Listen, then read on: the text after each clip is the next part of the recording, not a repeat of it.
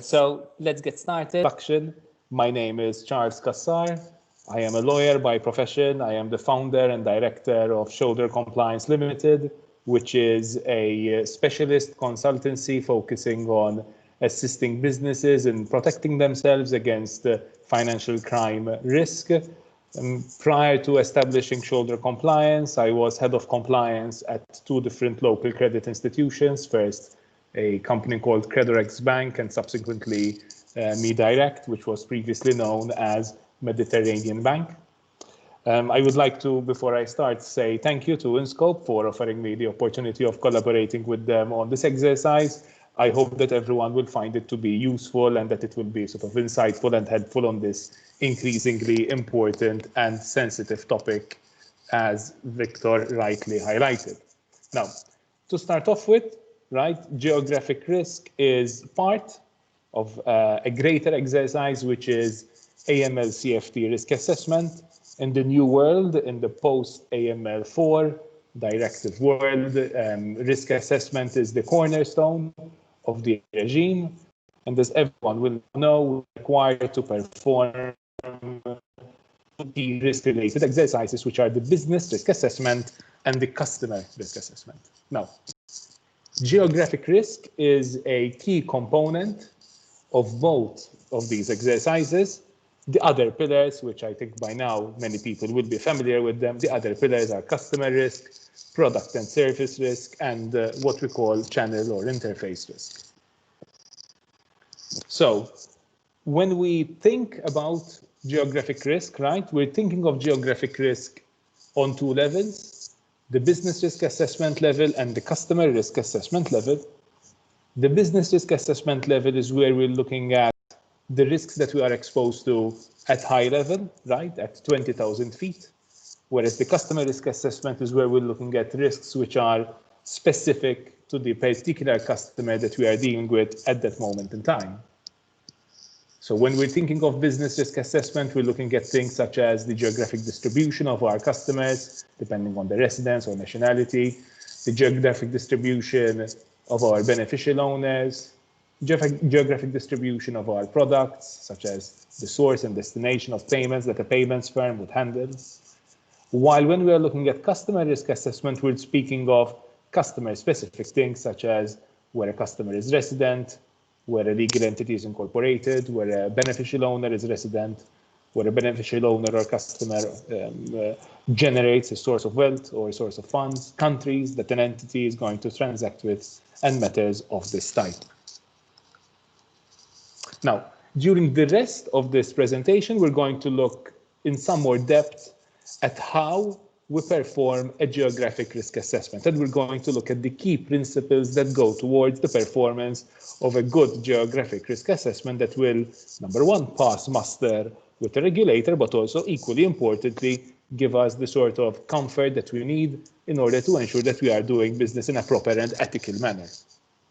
Now, the first thing I want to highlight is that we're not just speaking about how to perform a risk assessment, but specifically how to perform your risk assessment. And what I mean when I say that is that while certain elements of geographic risk assessments will tend to be consistent across different subject persons, geographic risk is not monolithic, and subject persons are expected to perform their own risk assessment, which takes into account the realities of their business model and clients.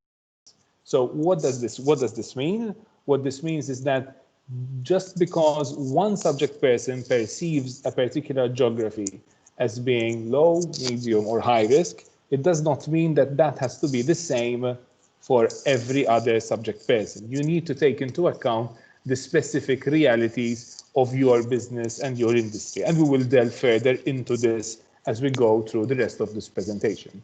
And yes, you can use lists developed by external provider as a starting point. And I think one good thing which the InScope system does, which Matt will comment about in further detail, is it gives you a certain ease of access to some of these external lists, but you do need to make the risk assessment your own. So you can use a list provided as an external provider as a starting point, but you cannot stop there.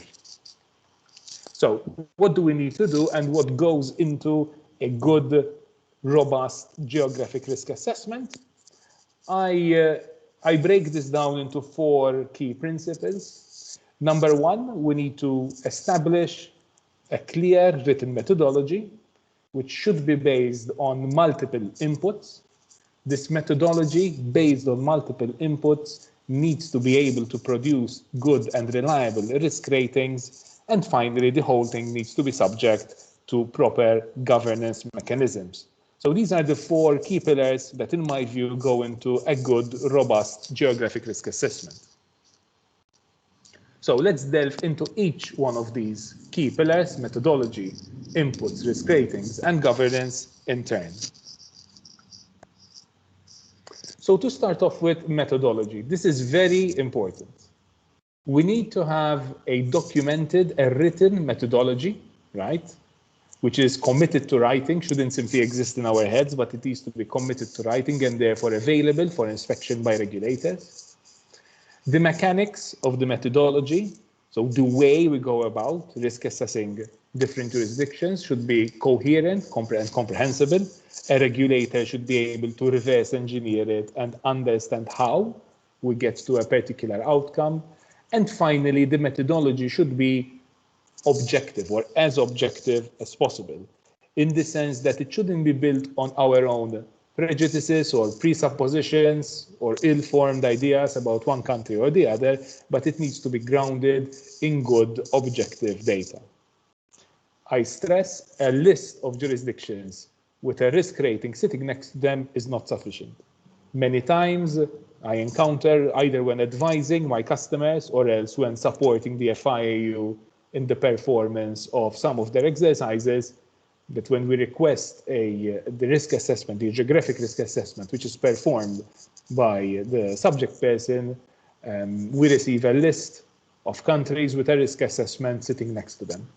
That should be, if anything, the final outcome of the process, and is not the let's say the starting or end point of the process. It should be the final outcome of your methodology. By itself, it will not be deemed sufficient by the regulator and will be penalized. Inputs. What do we mean when we say inputs? Now, we need to highlight that no single data point by itself can give us a holistic view of geographic risk. So I think Victor very, very correctly highlighted a case study earlier where the subject person was penalized because the basis of their geographic risk was simply a list of FATF jurisdictions, or the fact that jurisdiction was or was not an EU member state. No single data point, I repeat, can provide us by itself a holistic view of geographic risk. So your geographic risk assessment methodology, right, should take into account multiple sources and data points. Even if you rely on an external provider, if you make use of external lists and the lists provided by external providers, you should check that there is a sufficiently rich variety of data points that they take into account when performing their geographic risk assessment, and that you know what that breadth of data points is. I give one example which I like to use and which I actually often refer to, which is the Transparency International Corruption Perception Index. This is usually referred to as the CPI index. The CPI index is a very, I think, reputable and well-respected source and data point which is used in these exercises, but by itself, it is going to provide you a limited and insufficient picture of your geographic risk. In this particular case, this is because the CPI index focuses, number one, on a single criminal typology, which is corruption, while the breadth of financial crime that we are required to deal with is much broader than that. Secondly, because of how it is structured as an index, it tends to focus on source countries, and by that I mean countries where the illicit gains are typically generated. And so it tends to ignore or provide less focus on countries where funds are transited from or which serve as destination countries for ill-gotten gains, right? So if you only base your assessment on the CPI index, it is going to be insufficient for these reasons. And every single source or every single index taken by itself is likely to be somehow insufficient because of a blind spot such as this one, which is why we say your methodology should be based on multiple inputs, and later Matt is going to explain how InScope provides you, facilitates this process technologically through the InScope system. I don't like to read this, very briefly read this slide because I think the FATF does a very good job of explaining the concept over here. And what the FATF tells us is the following, that money laundering is a consequence of almost all profit-generating crime and can therefore occur practically anywhere in the world. Generally, money launderers tend to seek out countries or sectors where there is a low risk of detection due to weak or ineffective anti-money laundering programs. And because the objective of money laundering is to get the illegal funds back to the individual who generated them, launderers usually prefer to move funds to stable financial systems. Money laundering activity may also be concentrated geographically according to the stage the laundered funds have reached. So at the placement stage, for example, the funds are usually processed relatively close to the underlying activity, often, but not in every case, in the country where the funds originate. On the other hand, with the layering phase, the launderer might choose an offshore financial center, a large regional business center, or a world banking center, somewhere where there is adequate and strong enough business infrastructure to achieve the layering that they desire. So at this stage, the laundered funds may also transit through bank accounts at various locations. Now, finally, at the integration phase, launderers might choose to invest laundered funds still in other locations, even if they were generated in unstable economies. Now, a little sort of insight into the criminal mindset or the mindset of financial criminals over here is that ill-gotten gains tend to be generated in jurisdictions where the rule of law is weak, where corruption is rampant, where there is instability of various forms.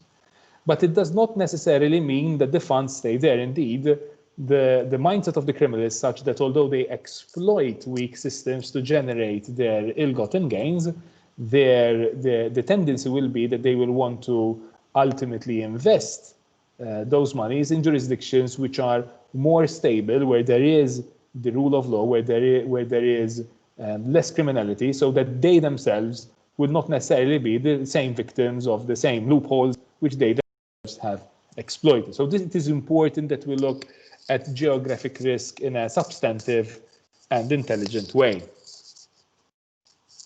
Moving on. Our risk assessment has to be capable of producing risk ratings.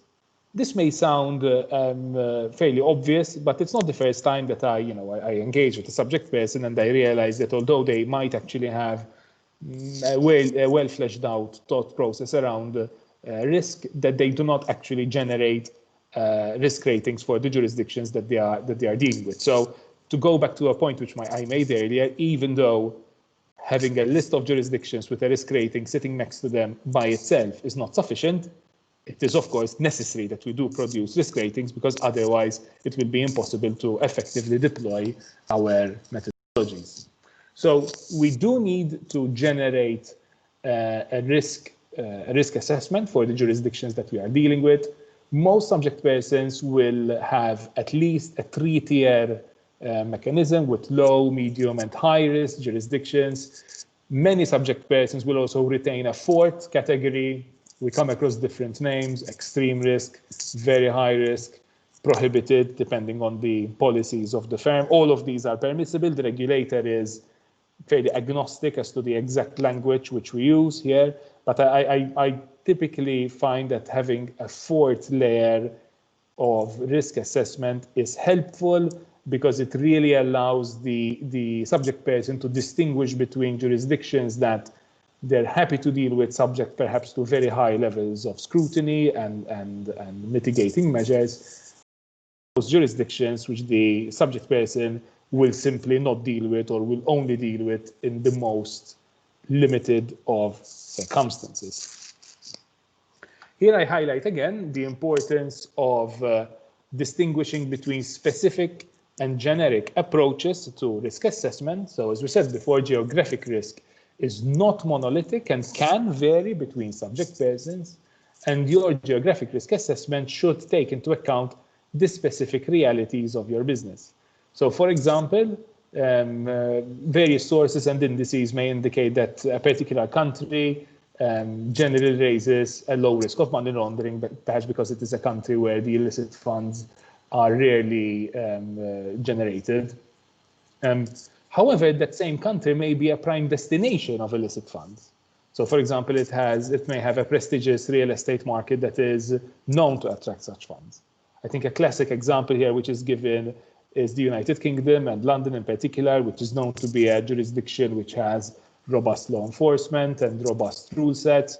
However, is also in parallel known to be a prime destination of illicit funds, especially in certain sectors such as the real estate market. Now, so if your business is focused on a real estate market which is known to attract illicit funds at certain volumes, then perhaps you should consider, for the purposes of your business, allocating that particular jurisdiction a higher risk rating than may otherwise be immediately suggested by other sources. Now, I'm not telling everybody to go out and rush and sort of place the United Kingdom or any particular jurisdiction in a high-risk bucket. That is absolutely not the message that I want to impart. The message that I want to impart is that you shouldn't simply lift your risk assessment on the basis of any one single report, but rather you should intelligently think about your geographic risk assessment in context of the particular business that you are involved in.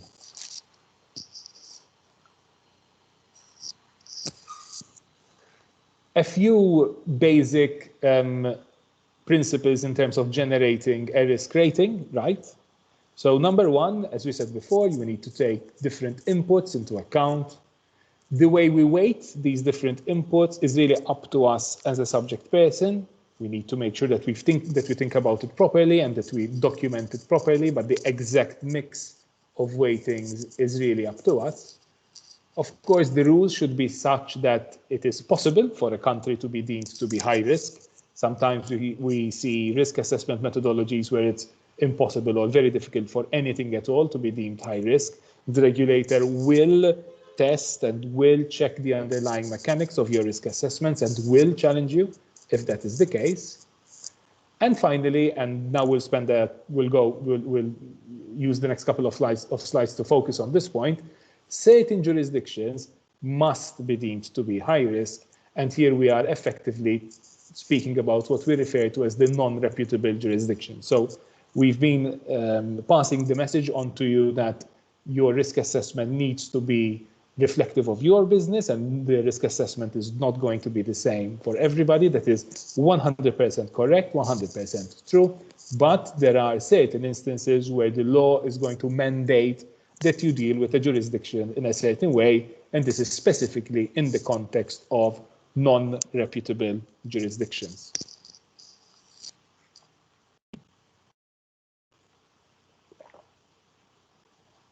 So,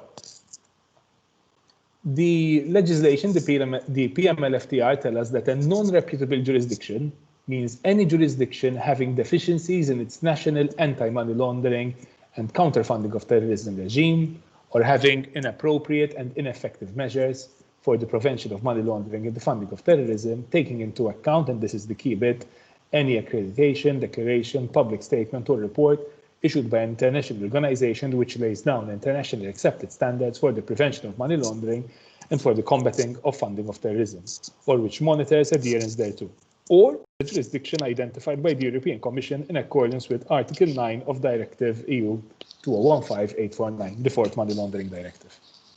Now, what does this mean? We have two concepts here which we have to grapple with, which is the concept of non-reputable jurisdictions and the neighboring but different concept of high-risk jurisdictions. The text which we've just read from the PML-FTR specifically refers to non-reputable jurisdictions. Non-reputable jurisdictions are jurisdictions which have been identified as such, right, by an appropriate body, which, if we had to boil it down to in our practical day-to-day realities, means they've been identified as such by the FATF or via the European Commission, which is via European Commission Delegated Regulation 2016-1675, which is the regulation adopted under Article 9 of the fourth AML directive. This is effectively a closed list of countries, and it is, let's say, arising from these external sources, the FATF and the Commission delegated regulation. Now, the list of non-reputable jurisdictions is a subset of the list of jurisdictions which would likely consider to be high risk. So every subject person is required to perform a geographic risk assessment, and on the basis of that geographic risk assessment, they will likely produce a list of jurisdictions broken down into low, medium, high risk jurisdictions, right? Now, the way you, let's say, generate that list is going to be, as we said earlier, by looking at the various sources, various inputs. So we'll be looking at things like transparency and rule of law in different jurisdictions, corruption levels, whether there is war or other sources of instability, terror threats, significant levels of crime, tax havenry. All of these things can go towards making a high-risk jurisdiction a high-risk jurisdiction, right? But the key principle is this one, and I try to articulate it in the next slide. A non-reputable jurisdiction is always deemed to be a high-risk jurisdiction, whereas a high-risk jurisdiction is not necessarily always a non-reputable jurisdiction. Now, we spoke about two lists, which are the fundamental ones in order for us to be able to determine a jurisdiction as being a high-risk jurisdiction or otherwise, which are the FATF list and the European Commission delegated regulation. I want to take a minute to spend some time with these lists because I think they tend to be a source of some confusion because of, I think, a lack of clarity around the language which is used. And I want to use these slides to clarify these things. You tend to hear a lot of language and a lot of press around the FATF blacklist and the FATF grey list, and you tend to hear a lot about FATF category 1, 2, and 3 jurisdictions, and this can all be very confusing, right? So I'll try to clarify things. Number one, to start off with, the FATF, right, does not produce a list called the blacklist and does not produce a list called the grey list, right? Nowadays, it also does not produce lists which are divided into categories anymore. So these are all terms which are used in common parlance, but which do not really exist in the FATF language of today. The FATF really produces two publications. The first publication is called the High Risk and Non-Cooperative Jurisdictions, and it identifies jurisdictions with serious strategic and AML CFT deficiencies. This is what is typically referred to as the blacklist, right? Now, the blacklist is further divided into two parts, which are jurisdictions that have strategic AML CFT deficiencies and to which countermeasures apply, and jurisdictions with strategic AML CFT deficiencies that have not made sufficient progress in addressing such deficiencies or have not committed to an action plan developed with the FATF to address the deficiencies. Now, these two buckets, right, sometimes referred to as category 1 and category 2, and sometimes even the FIAU in Malta still uses this category 1 and category 2 language, okay? But bear in mind, if you go to the FATF website, you are not going to find this language. What you are going to find is a publication called the High Risk and Non-Cooperative Jurisdictions, which has these two subsections. Now, one thing which I also want to highlight is that as of today, in what people would have typically called category 1, jurisdictions that have strategic AML CFT deficiencies and to which countermeasures apply, we find two jurisdictions, Iran and North Korea, while what we would have referred to as category 2 is actually empty at this particular point in time. Historically, at certain junctures, Iran was sitting in this category. Currently, it is empty, and this can make things a little bit more confusing because I guess people, if they know that there's a certain categorization, might expect someone to be impacted by it. Currently, that isn't the case. What we hear about all the time in the news is the so-called grey list, right? Where people fear that Malta may be grey listed, for example, and a number of other countries have been grey listed, including another EEA jurisdiction, Iceland, most recently, although now they're out of that list.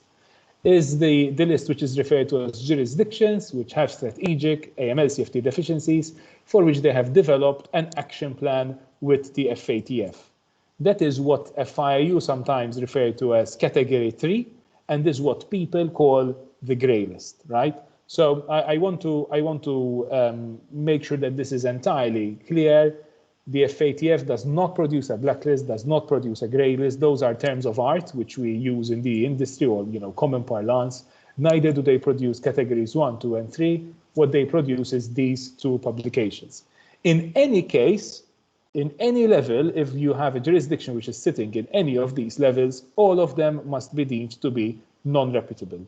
And of course, that has the various other implications which emanate from the rules, which mean that you have to consider them to be high risk, you have to perform mandatory EDD, etc., etc. I touch upon the Commission delegated regulation list briefly. The one thing I need to highlight over here is these lists are similar but not identical, first of all. So don't assume that the two lists are perfectly identical because they are not. So you will find some distinctions between these two. We don't need to go, I think, into the rationale for this, but I think let's bear in mind that there are, high-level political principles at play over here. I think the key thing to bear in mind over here is that the categorizations are, if anything, the other way around, right? So the highest risk category within the FATF, or what sort of people misuse the word categorization, there is category 1. So category 1 FATF is the highest risk category, while category 1 European Commission is the lowest risk category. And so the order is the other way around. The slide over here simply summarizes which I have been describing, so I'm going to skip past it. So we spoke about the fact that we need to have a written methodology, the fact that we need to take into account different inputs, the fact that we need to generate risk assessments, right? So let's say that now we have generated our risk assessment, so we know which jurisdictions we perceive as having higher or lower levels of risk. Sometimes you're going to encounter a situation where within the same type of exposure, your customer is exposed to more than one geography, right? So let's say you're looking at the risk which is associated with a particular customer, and let's say that you are looking at the risk which is associated with their beneficial ownership. So you have a customer which is a corporate entity, and they have multiple beneficial owners, some of them residing in low-risk jurisdictions, others residing in high-risk jurisdictions. Or you could have a different, you're looking at, let's say, the business exposures of the customer. You're looking at where the customer does business, and the customer does half of its business in a low-risk jurisdiction and one half of its business in a high-risk jurisdiction. Which input do you use within the same type of exposure? My recommendation is that you always use the higher risk input for the sake of prudence. So if you are assessing the risk which is posed by a corporate customer which has 50% of its beneficial owners residing in a high-risk country and another 50% in a low-risk country, I would focus on the high-risk country. However, of course, you may consider using materiality thresholds over here, right? So if you have one of your customers which is doing 99% of their business in low-risk jurisdictions and 1% of their business in a single high-risk jurisdiction, you may weight that accordingly and take that into account. A question which very often comes up is residence versus citizenship, right, or nationality. Many times you will be dealing with a customer, they are residents of one jurisdiction, or their beneficial owner is a resident of one jurisdiction, but they are nationals of another jurisdiction, and you need to decide which one to handle. Now, this is a topic of some discussion within financial crime professionals. My view, and that of many others, is that the place of residence is the more important factor, because this is where you have your stronger risk also it indicates the legal and regulatory regime which you are subject to, right? So a big part of geographic risk is how strong is the legal and regulatory regime of a particular jurisdiction, and of course that is very much linked to where you are residing. However, citizenship or nationality can be indicative of strong links. For example, if someone derives his source of wealth and the source of funds from a particular country of which he is a citizen, right, that can be a useful indicator. So we're not saying that citizenship should be ignored, right? However, typically citizenship is of less importance than of determining the geographic risk which a particular customer is exposed to. What I would always say is that if the only link that a person has to a particular country is his citizenship, and he doesn't live there, doesn't derive his wealth from there, doesn't have any particular business or other connections, then I would definitely recommend that you give citizenship a lower weighting in your risk assessment. So the example which I like to give, I spent a lot of my career working in banks and financial institutions, and for example, we'd encounter a situation where we would have a customer who is an employee, let's say, a foreign person, and a non-EU person who works for a gaming company in Malta. This person lives and works in Malta. He has his life over here. He's been living over here for a number of years. He doesn't have payments to and fro his country of citizenship, right? In that case, my view was this person's risk was Malta risk in terms of geography rather than risk which is derived from Israel. And I think that is also, let's say, the more fair and ethical way of dealing with people. Now, we're soon coming to the end of this presentation, so we should be ready in the next 5 minutes or so. A brief note around sanctions. Many people, rightly so, try to take into account sanctions regimes when performing geographic risk assessment, and will allocate a higher geographic risk to geographies, to jurisdictions which are exposed to sanctions regimes. I encourage this, I do not discourage it. However, I very much encourage you to think about sanctions intelligently. Not all sanctions regimes are equal. An example I like to give is China. China is a jurisdiction which does carry a certain level of risk, and it is also subject to an EU arms embargo. So if you have in your methodology a very simple indicator which says sanctions yes, sanctions no, and you put everything which is subject to sanctions in any way under a high risk bucket, that will mean that all of your China business is going to be considered to be high risk. You do not necessarily want to or even need to do that because the embargo is a limited one relating to arms, and the different risk assessment for that particular jurisdiction may be warranted. Of course, if your business, if you are servicing a customer, or you are somehow involved in servicing customers that are somehow involved in military equipment or matters which relate to military equipment, then you might want to look at that geographic risk differently. On the other hand, when you do have a jurisdiction which is exposed to very extensive sanctions regimes, I think Venezuela is an example because it is subject to fairly extensive EU as well as the United States sanctions, it may be prudent to classify that jurisdiction as high risk. So my message over here is, by all means, use sanctions as one of the inputs into your geographic risk assessment methodology, but think intelligently about sanctions. Not all sanctions are the same.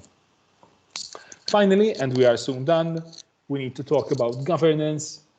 Governance is essential to your geographic risk assessment mechanisms, just as it is essential to every other aspect of your financial crime methodology and your financial crime governance processes. And we need to make sure that we get it right for geographic risk, just as we need to get it right across all of our compliance regime. So your geographic risk assessment methodology, whatever it is, should be subject to review and should be subject to senior management approval, be that your board or your C-suite, depending on the type of entity that you are. Your geographic risk assessment is not static. It should be refreshed periodically. I highlight that you don't need to be constantly refreshing all of your geographic risk assessment. However, you do need to have mechanisms to immediately capture any changes to non-reputable jurisdictions. So if a jurisdiction finds itself on the FATF list, you should capture that immediately and immediately reflect it in your geographic risk assessment. And finally, make sure that the outcomes of your geographic risk assessment are duly disseminated to all of your relevant employees. It is not necessary that every one of your employees knows every detail of your methodology, but it is definitely very important that all of your employees are properly educated as to your outlook on geographic risk and which countries you deem to be low, medium, high, or very high risk. And then, of course, flowing from that, the relevant risk mitigants that you would employ. I think on that note, we can close off and I can hand over to Matt. And of course, if there are questions, I shall be more than happy to take them.